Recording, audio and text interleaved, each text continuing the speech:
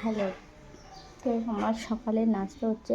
আমার সকালে সব কাজকর্ম হয়ে গেছে, ঝাড়ু মারা, বিছানা গোছানো সব কমপ্লিট।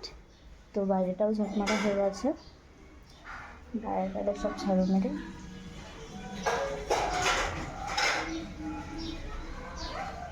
বাইরে সব ঝাড়ু টাড়ু মেরে এখন খাবো হচ্ছে এই যে দেখো ব্রেড, একটু হালকা হচ্ছে ঘি দিয়ে গরম করছি, এটাই খাবো।